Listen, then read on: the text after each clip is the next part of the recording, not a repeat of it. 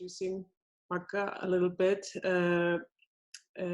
Margrét is well known here in Iceland. She's written books, theater plays, movies, and TV series and documentaries, I believe, too. And some of the TV series she's written are Trapped, Flat Day, Enigma, Prisoners, and Court.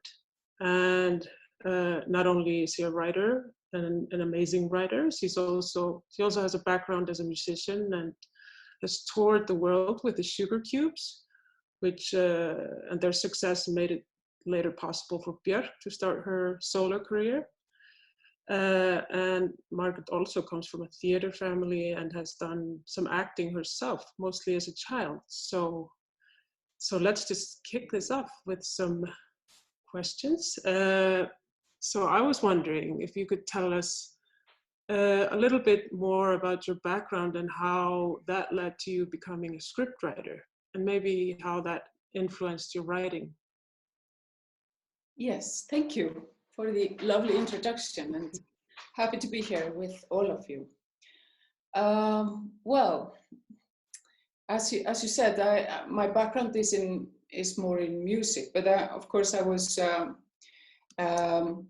brought up in this very cultural family with my mother as an actress and my father a writer, and he actually became also a screenwriter and a film producer. So I was sort of brought up in the theater and in a very creative environment, and I think it's always been just a very, the most ordinary thing for me, really, to do something creative. So I always found it more exotic when people had jobs like, being a carpenter or working in a bank or something. I had fantasies about my parents being normal people, but so I started at a very young age to work in the theater, and then I was heavily into music, and I started to sort of found my tribe when I was a teenager with other kids that were also into music and all kinds of fun stuff, and we started to create bands, and we were just always, creating something.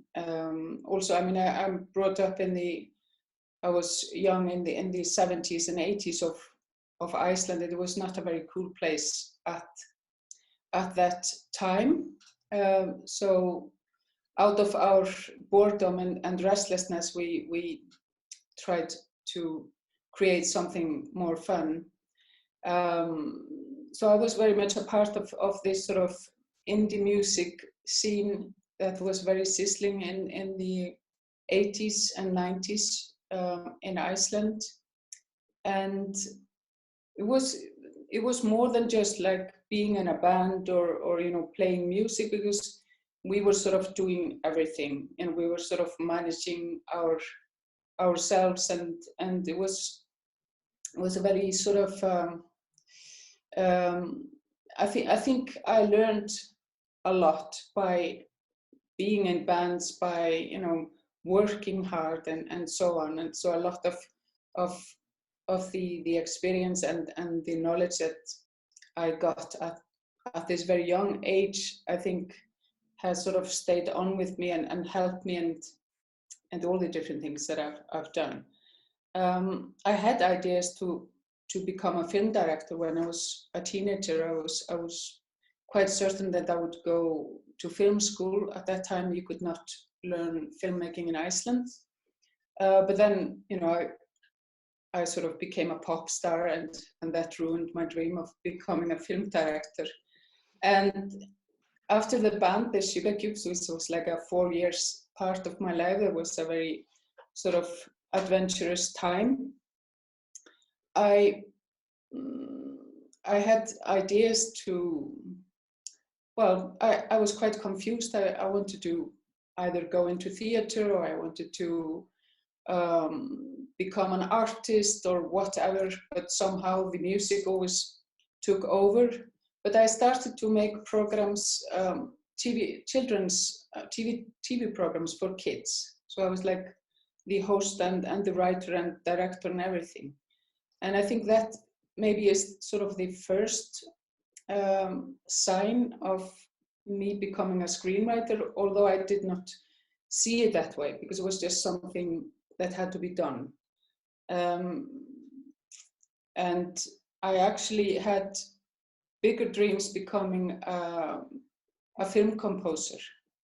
And I got some, opportunities in that. I mean, I scored a film when I was like 27, and then I thought, well, now I'm a film composer, and now I have this career that I've been dreaming of, and I was sort of waiting for my next opportunity, but it never came. But I was doing a lot of music for theater, but the film composing dream was very sort of loud in my head. And in the end, I found a way to score a film, and that was to write a screenplay for a musical film, which was my first screenplay. The film was called Regina, a musical sort of family film, and I wrote the music and the script. And but still, at that time, being a screenwriter was not really seen as a special job. It was just something that people did because it had to be done. But I sort of realized that I enjoyed it immensely, and I found it quite similar to writing music. I felt that I understood structure and texture, and I think there are many comparisons between writing music. You have to have sort of think about rhythm and so on, and dialogue. I mean, that's something that you think about in music as well. So from that point on, I sort of was doing music on one hand, and then I was also starting to write a little bit. I was writing comedy sketches, and I became a part of a group that was called The Girls, which was mostly actresses that were doing like a comedy sketch show, and we did something like 5 seasons of this series. And there I sort of came into contact with people that wanted to sort of start to do TV drama in Iceland, like our neighbors in Denmark especially, and Sweden were doing so well. And we wanted to do something similar. So we started to write crime drama, but only for the Icelandic market, because nobody thought that we had any chance of getting it abroad. And yeah, and then for a long time I was doing music and writing sort of 50-50, but maybe for the last 10 years it's mostly sort of the writing has taken over. I feel like I'm talking a lot. That's great. Just yeah. You should be doing the talking. But then I was wondering, because you're also the chair of the Icelandic Screenwriters Guild. So Yeah. you've seen a lot of changes in the screenwriting tendencies, and the power structure and all that. Can you talk a little bit about that and what you've learned? Yeah, I've learned so much. I've been now the chair for like let's see, almost 8 years, I think, and it's not because I'm power hungry. It's because nobody else wants to do it. But when I was starting to work more and more in the film industry, I realized that the contracts were really bad, and we were just in such a weak position as writers. I mean, we were just like the lowest of the low, really. And for example, I have this co-worker, a co-writer, who he told me once that he had a girlfriend who was doing catering for one of of the TV dramas that he had written, and she was actually getting paid much more than he, you know.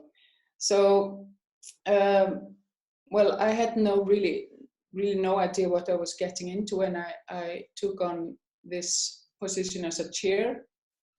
But of course, that meant also that I mean, we work very closely with our, especially our Nordic, you know, the Nordic guilds. So we have like a Nordic union of the writers' guilds, and then also with the European, you know, the Federation of Screenwriters in Europe. And you know, I knew that we were living in the Wild West here, but it was not until I had actually, you know, I was starting to learn how things are done differently in other countries that I realized how far back we were. We are still behind, but it's getting there, you know, step by step a little bit better. But we are still, I think we have a, you know, very big fight trying to, well, one thing is of course the contracts, and we have this horrible culture of buyout contracts where the producer just gets everything, and it's not like they buy us out, they just, you know, we give it away. So this we are trying to change, but it's also about the sort of the status of the writer and the participation in the whole creation of things, and just being a little bit more leading and yeah, decision making and so on. Okay. And what have you seen in, like, I'm wondering, because I've noticed that with new movements like the punk movement that you were very much a part of in Iceland, it kind of made ways for women and new ideas to come through, it seems like, to me at least. And it seems like that's the trend, that, you know, when there's a new platform, there's more space for women, for new kind of storytelling, like now with TV and the VODs and all that. And what do you see now with the trends in storytelling, and, like, you know, can you elaborate a little bit on that?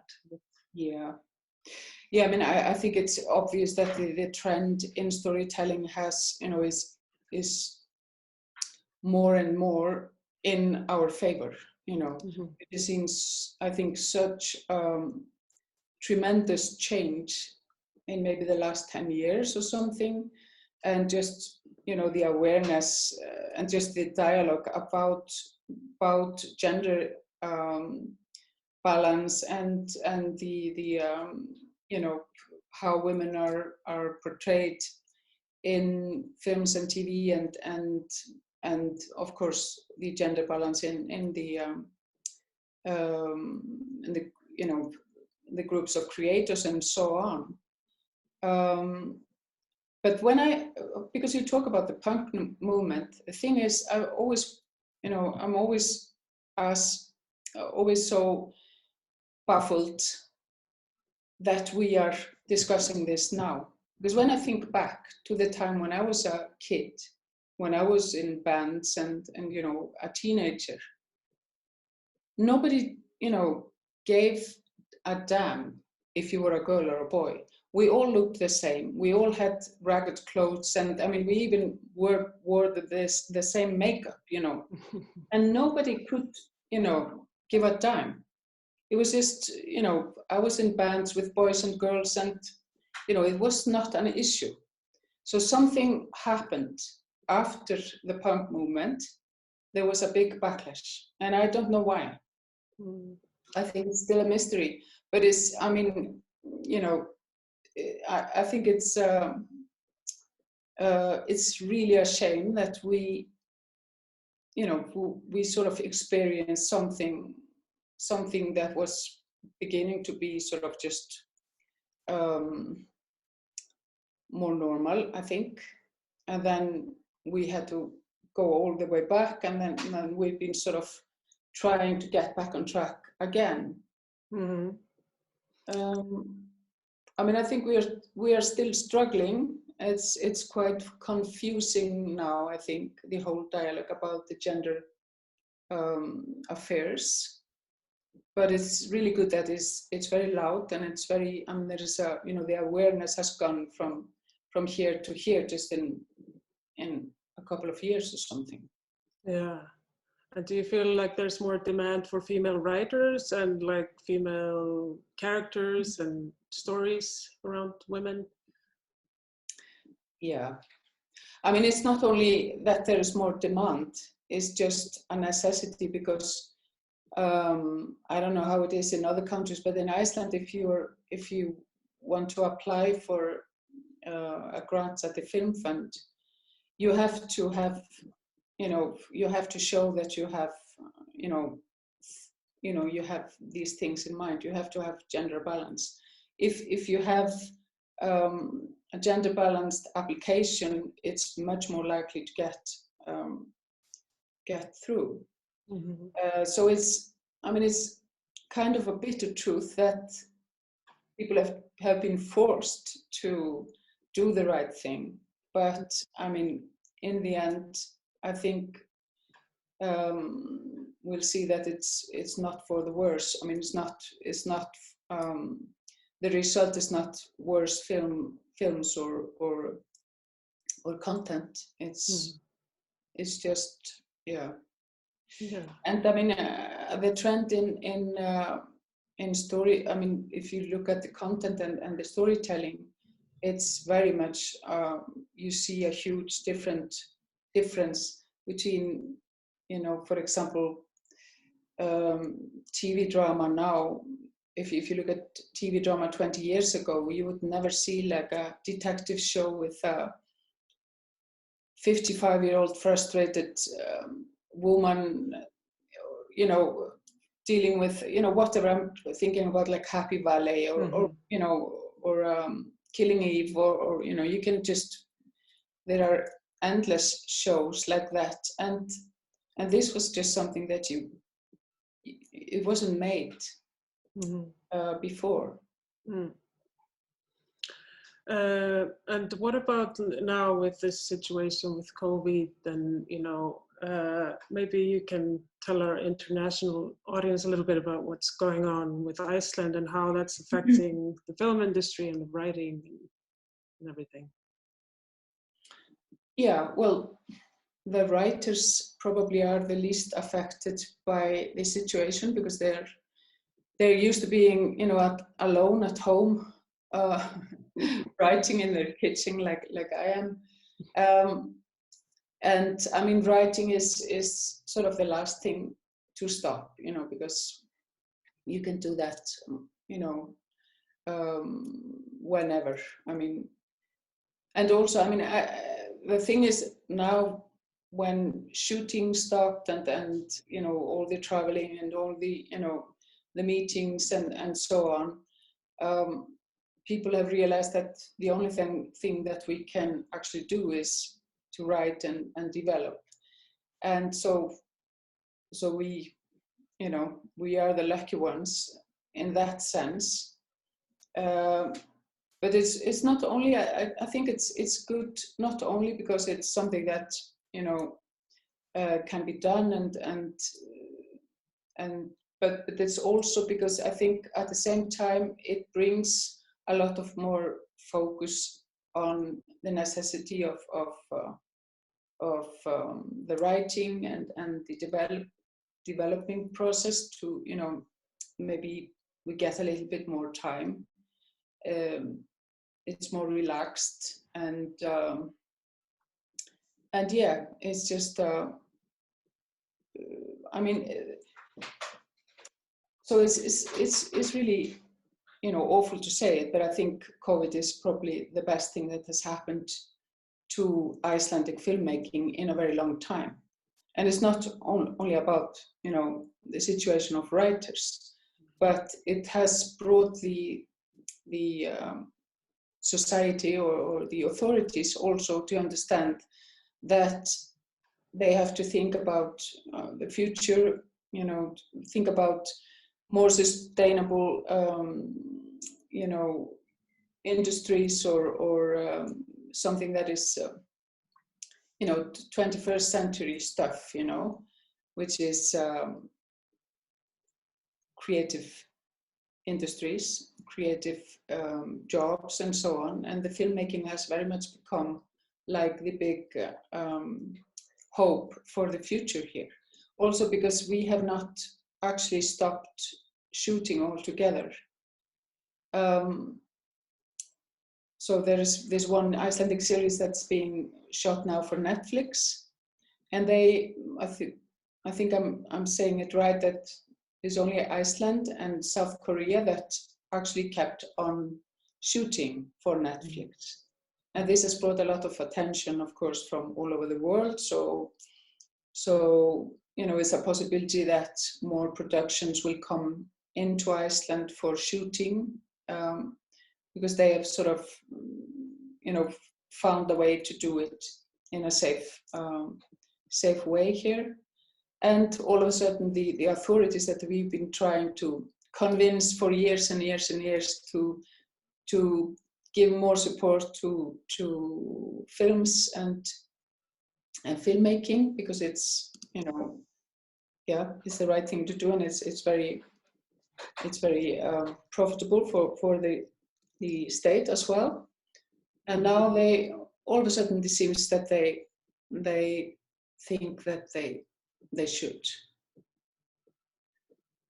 So yeah, I mean, we don't know yet. I mean, I think, of course, all the situation and the whole world is so confused right now that, and I'm hoping that they are, that they are really confused, so they will just decide that Iceland should become a filmmaking paradise. I mean, that would be a very good outcome for us. Yeah, absolutely. Are you already getting some international projects, or is it possible to be a writer in Iceland, in a small country, and have international projects? And no. Yeah, well, I've had a few offers or like opportunities to come aboard something that's international. I've turned them down because I didn't like what was proposed. Mm-hmm. It was just not something that I thought I would like to do. I have an agent in the UK. Mm-hmm. So yeah, I mean, I'm just like open to it, but of course only if it's something that appeals to me. Yeah. What do you think? What appeals to you in a story, or in projects? Well, it's a very, very big question. I don't know if I can really answer it. Yeah, I mean, of course, I mean, also I'm sort of creating my own things. So it's only so much that you can do. So you don't really want to give all your time and effort to something that is maybe dearer to somebody else. Mm-hmm. I don't really know how to answer it. It's just it's a human interest thing. I think it's, if it has, like, I think almost everything that I've partaken in has had some, social layer or human interest sort of core. Mm-hmm. Yeah. So more about writing. What do you enjoy most about writing? Is it writing character or dialogue, structure, a little bit of everything? Yeah, I don't really see it as a, I can't really take it apart because it's all, I mean, I enjoy it immensely, but I'm not gonna say it's always enjoyable. I mean, it can be really horrible as well. And I mean, I think I hate it as much as I love it. It's a little bit like that. And I think many writers, you know, feel the same. You have to sort of endure, you know, really frustrating periods and anxiety and so on. But I think what I love most about it is that it is sort of like it is like a puzzle. You know, it's like solving a riddle. Mm-hmm. So it's about, you know, I mean, the easiest thing is to get an idea, a good idea of something, and then the hardest thing is to actually do the work. Mm-hmm. And it's a struggle. And I mean, as long as you just, you know, give up and you, I mean, not give up, but I mean, admit that it is a struggle, and it is always hard, and you can't, you know, you can't shortcut. You can't. There is no easier way. I mean, it's like an endless pregnancy. It's like, you know, the pregnancy of an elephant, which is like 2 years or something. And I mean, sometimes it even feels as you are, you know, holding an elephant. So if you can't do that, you will be very happy when it's over.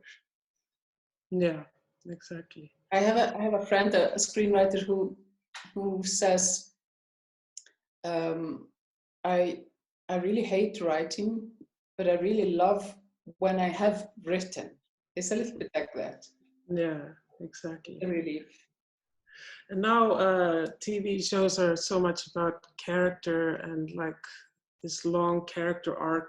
Like, what do you think makes a good or compelling character? I mean, for me, it's all about understanding the character and all the characters. It's never one character. It has to do with understanding what that character is after, where he or she wants to go, and what, you know, the character wants to achieve, or what their dreams are, even if they are something completely different from yourself. You know, you have to just understand where they are at each and every moment, and why they make their choices, and how they react, and so on. And the most the most important thing is the relationships. So, you know, if you think, well, I think what has helped me most is to understand that it's all about the different relationships between the characters. That's I think, what gets the audience hooked and gets you, you know, that's the beating hearts of the story. Yeah, because movies used to be very plot driven, it seems, but now it seems like the kind of character is taking over. But what do you think? Is it a balance of the two, or is one more important than the other in TV, especially? I think it's just, I mean, it's just like, you know, it has to be completely, you know, interwoven. You know, it's really the same thing. So I don't think if you take plot and character apart, you have nothing. You have, you know, something that nobody understands. So, I mean, sometimes you have an idea of a plot, or of a procedure of a story, and then you have a character that you think might carry that story, but it is always going to be, you know, you just have to think about the two things at the same time, really, and how that makes sense. Yeah. Do you feel, I sometimes feel like you have to, especially when you're writing grants and such, you have to kind of explain why the female character is the way she is, but then like maybe the male character can just be rude and, you know, obnoxious, but still we want to follow him. But when, you know, a female character is like that, you have to maybe go they ask you to go more into the backstory, or Mm. you know. Do you think there's a difference in how we tell stories as women, or how, you know, we portray men in stories or in film?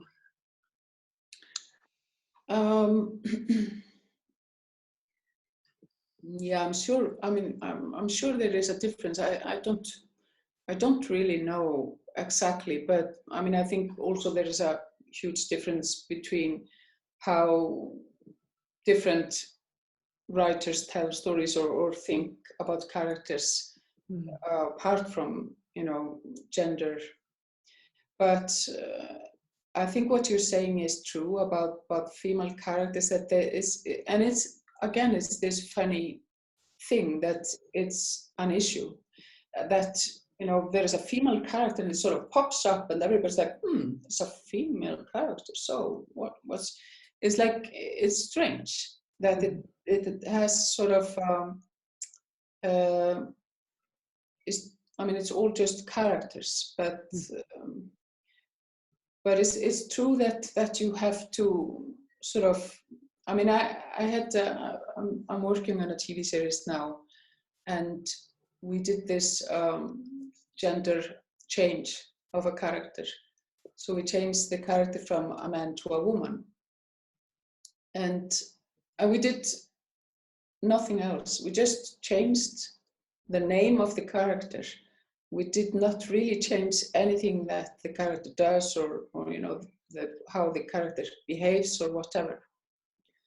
And we thought it worked really great. And it was this one producer that all of a sudden he was very worried about that we had too many women, you know. And I'm not sure why he was, you know, worried about that. But I think maybe he just couldn't believe that this character as a woman would do what, you know, the character does. But I mean, I think if you have a good character, the gender is yeah, it's a secondary thing, really. Mm-hmm. Yeah. But it's I mean, it's strange that it's still sort of looked at as a curious species. Yeah, absolutely. So I'm thinking maybe we should open up for questions now. I believe we have one here at least. Somebody says, "What a great comparison with the elephant." I agree. But yes, so we have a question here. What are the most frustrating parts about your career? Oh, well, I don't know how many times I was just very, I decided that I would quit, that I would just, you know, that it wasn't worth it. I mean, I've had many bad experiences, you know. The most frustrating, I mean, I think the frustrating situations that I've sort of been in is usually because I'm sort of not working with the right group. So, because if it's not working with a group, it becomes so frustrating, and it's so painful, really, to try to create something with, you know, people that you just don't somehow connect with, or I have endless stories of bad experiences. I've also written things, and then you know, a director just sort of changed everything, and so it didn't make any sense anymore, and changed everything to the worse. I mean, I don't mind it if people take my work and they do something that is, you know, better. But when, you know, somebody takes what I've written and you realize that they didn't really understand what it was, you know. Yeah, so And I mean, I've taken on jobs that I really didn't want to do, and I just did them anyway, and that sort of makes you go through all the strainy work without the reward of feeling proud or you know, or good afterwards. Yeah, and I mean, I still don't think that I've been fairly paid for anything that I've done, you know, and I've been doing this for a very long time, but I'm still not happy with, you know, how we are rewarded for our work, and I think we should have a bigger part in, you know, the whole thing, and you know, the writers are the first people to be forgotten when, you know, productions go into shooting. Everybody has forgotten about the writer because they don't need them anymore. And it's, you know, very hard to remind, you know, people that, you know, that you are still there and you want your name to be, you know, known in regards to with regards to the project and so on. So it's, yeah. So you have to have some good boundaries. You probably learned how to be, you know, have some good boundaries with how much work you put in and your credit and how much you get paid. That's something we're all working with. Yeah. I mean, I try my best, but it's, I mean, it's, of course, it's always a compromise as well, you know. And that's another thing I think is important, is that this is, you know, filmmaking is a compromise. I mean, there is a lot of people coming together to create something, and you can't have a really big ego as a writer, or you be very hurt all the time. Mm-hmm. But I mean, it is a balance of being humble and being, you know, a team player, but also, you know, knowing when you are being exploited or you know, not treated fairly. Mm-hmm. So it's, yeah, it's a tightrope walk. Mm-hmm. A little bit. Here's another question. How did you decide where to focus your skill? Did you ever feel like you were being pulled in different directions in terms of pursuing a career? Well, I've had this sort of crossroads moments a few times in my life where I, you know, and usually I've known what I want when I had decided to do something else. So when I had decided to go into university to learn art, you know, I had my application ready and, you know, all the paintings and stuff, and I just had everything ready, and then I just knew I didn't want it because I wanted to be a musician. And the same thing sort of happened maybe 10 years ago or something. I decided that I wanted to go and study composition, musical composition, and, you know, like at a degree. And I had everything ready. All my application was ready to send, and then I knew I wanted to be a writer. But it's like, you know, flipping up a coin, and you know, before, you know, when you see the result, you know, if you're sort of disappointed by the answer, or, you know, then you know the right answer. Another question here. I still don't know. Yeah, you can still do it. Yeah, anything at this point. So somebody would like to ask, Lavinia Helic asks, do you know the ending before you start writing, or does it evolve during the writing process? Sometimes it's really good. I mean, it's really good to know the ending, even if you then decide to change it. But it's just really good, I think, to have somewhere, you know where you're going, and then you can decide. It's a little bit like I was explaining before. When you get there, you decide, no, I didn't want to go here. I'm going here. you know. Mm-hmm.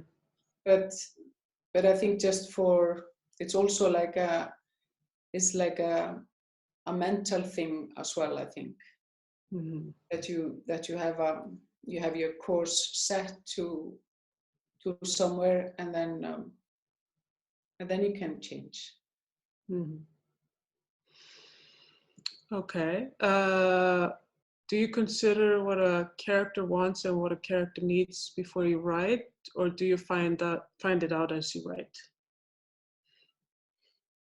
I think I usually just find it out as I write, or I might sort of, yeah. I mean, I think also, I mean, this is something that might change.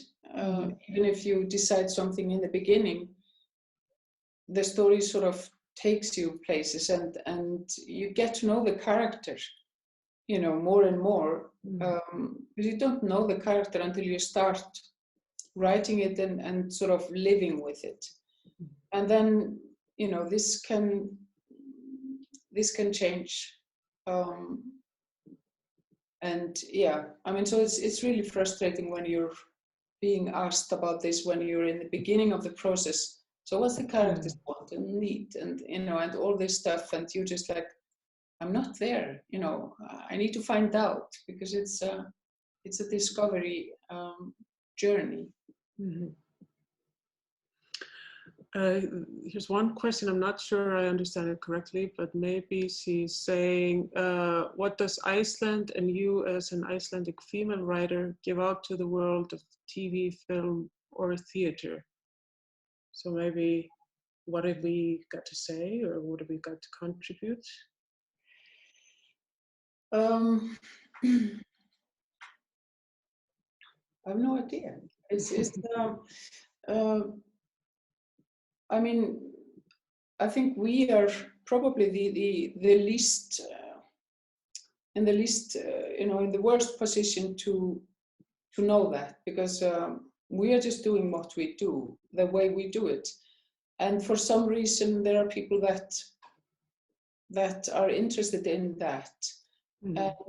And I think it's a good thing to have it like that, because as soon as we try to sort of follow what somebody would possibly want from us, we are likely, I think, to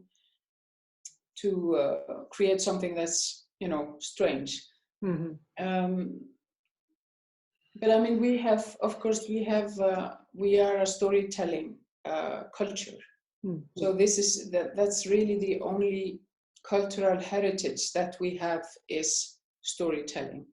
I mean, we have the music and arts and architecture and dance, everything came just in the last century, But the only thing that people knew here was to tell stories, write stories, and so on. So this is, I think, in our national DNA, there is this need to tell stories, I guess. Do you think that because of the way the world sees women, do you think we need to prove ourselves a bit more than the boys? And do you think this adds pressure to go above and beyond what's possible? Yeah, I think so. I think that's, I mean, it's absolutely true. It's somehow we, I think we are more prone to just lose our confidence. We are maybe not, somehow I think the boys have kind of, they are better at making networking and sort of making these groups of buddies that do things together, and it's really hard to get into a group like that, and somehow when women do it, it's sort of seen as something else. It's seen as a strange gathering of these strange creatures that they, gather together and do things, but nobody, you know, sees anything. If there's a group of boys making anything, film, be it films or music or something, it's just people making music or film. But when it's women, it's like a female filmmaker or a girl band, you know. So yeah, I think, you know, and I think, I mean, this is yeah, I think so. Mm-hmm. So what keeps you going is one question, I guess, as a writer, despite all the difficulties. Yeah, I think it's some kind of a mental condition, you know. I ask myself all the time, you know, but it's, I mean, yeah, it's, I really enjoy it. I mean, it's, and I also, I enjoy the difficulties, but I love working, and I love solving problems and dealing with something that looks like a blob in the beginning, and you have no idea how to make it look nice or make things add up and so on. And then this magic, if you keep at it and you don't lose faith and you get to the end, there is like there's some kind of magic clicks happen to make it into one piece. And I think maybe this is something that I sort of also learned from working in the theater is, I mean, a week before a premiere, you're like, you know, this is a disaster. There's never going to be a, you know, we can never get audience in to see this because it's horrible, you know. But somehow, yeah, it usually always, yeah. I don't know what gets me going. It's just restlessness and I love, especially TV. Mm-hmm. So what inspires you to create a certain character to discover your next story? Again? What inspires you to create a certain character or to discover your next story? What inspires you, I guess, in your storytelling? I think it's usually, yeah, it's usually a character or characters that sort of get me interested in stories. And it's possibly, I mean, probably it's like it's their pain, really. I mean, it's you know, if you know what the character's pain is, sort of the yeah, where it hurts, then you want to sort of explore that. And yeah, it sounds horrible, but it is it's the truth.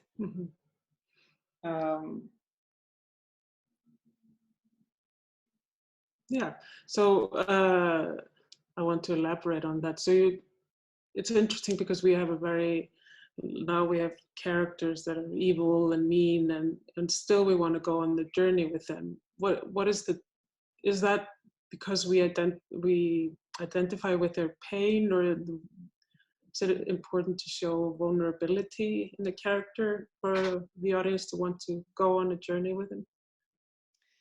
Yes, well, I think the key to a character and just the key to understanding a character and you know, you don't have to have sympathy with a character, not in such, but you, if you understand the character, even if you despise everything that it stands for and everything that it does and says, but if you understand where that sort of comes from, where, you know, how, you know, and that's, if you understand where, yes, it's actually the pain of a character. And this is like, I have this theory that we are, you know, each and every one of us, we have sort of we have this wound just back from our childhood. Because if you think about hurtful moments in your childhood, you can, you know, you feel much more deeply about them than everything else that happened to you afterwards, you know.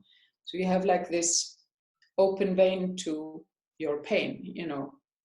And you know, just even, you know, especially evil characters, or, you know, bad people, or something, or people that do, you know, bad things, are very interesting, because it all comes from somewhere. It's not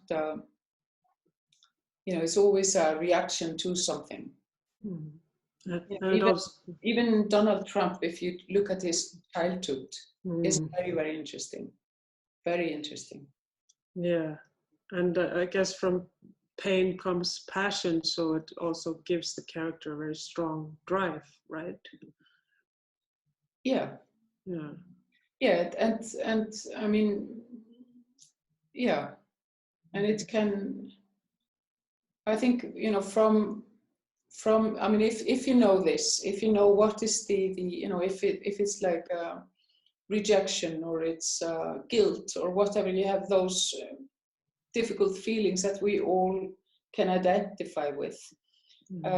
If you have that kind of a strong difficult feeling as a, you know, something to build on from a character, and then you are, you know, I think you have a much better way to make it an interesting character. You can put all sorts of layers on top of that. But if you always remember, but this is what's actually the stone in the shoe of this character, then you have a character that sort of has an identity.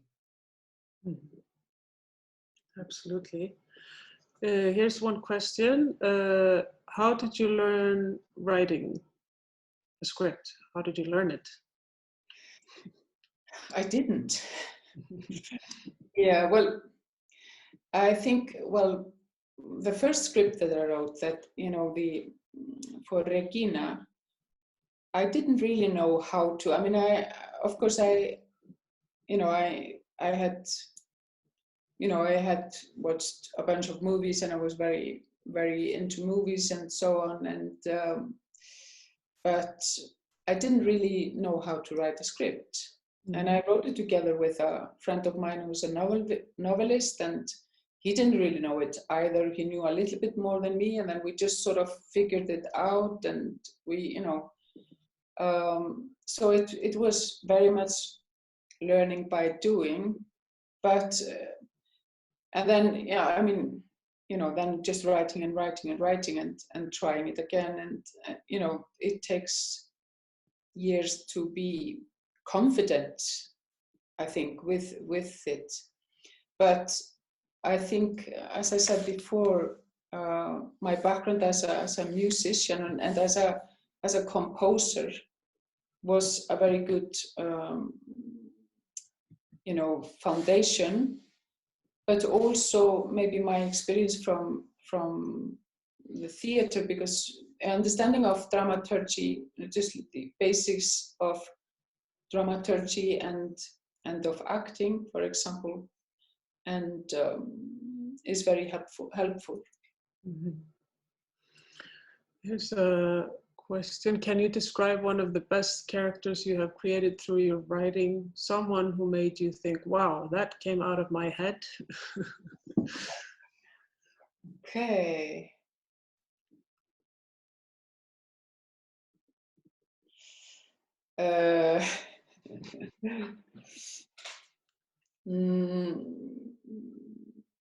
Yeah, well, but yeah, no, I don't. I mean, I don't know. Yeah, I mean, but it's a I can't really describe that character, but I've often I've had these moments where I'm quite happy with myself because I let myself take a risk. So instead of you know, maybe going with you know, doing something that I had sort of decided that I would structure something in a way, or you know, when you sort of let yourself sort of discover through your writing and let the story take you to places that you didn't expect it to go, that's really rewarding. And then something like that can happen, that you all of a sudden the characters start to do and say things that you didn't know that you had thought. So that's yeah. Mm-hmm. So do you think a writer's room could work online like this, if not too many, maybe? Yes, and I can. It does work because I've been actually in a writer's room now for a month or 2 months or something, exactly like this, you know. Mm-hmm. And it works. It works really well. And then we're just working. We have this Google Doc that we are all have access to, and you know, so on. But it works. But I prefer the real thing, you know. Mm-hmm. It doesn't really, you know, it does not really compare to being in the room with people, and it gets also a little bit more intense because you're like, you know, it's not like you don't stand up and go and get coffee, and so it's like, you know, very formal breaks and stuff like that. Mm-hmm. Yeah, but it's, I mean, it works quite well, I think. Mm-hmm. Do you think it's important for people to really get to know each other before they start writing in a writer's room? Or, you know, what kind of atmosphere do you need to have a great writer's room, do you think? Yes, I think it's very important that people get to know each other, and this is, I think this is actually the most important thing, is that you sort of understand how the others, you know, how you just understand where, you know, how people behave and how to communicate and so on, you know, before you sit down to actually work. You need this sort of it's like tuning instruments, really. Mm-hmm. And often, I mean, I think if you, for example, if you meet with people that you've never worked with before, and you start to know them, and then you find out that you actually you don't want to be with those people, it's really good. It's a really good thing to discover that before you go into the writer's room, you know. Mm-hmm. Yes, absolutely. So here's maybe the last question. What qualities or skills of yours do you attribute to your success?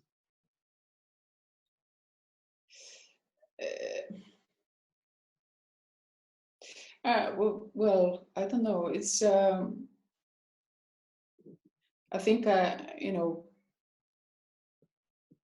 I'm quite a hard worker because I just like working, and you know, so I don't know. It's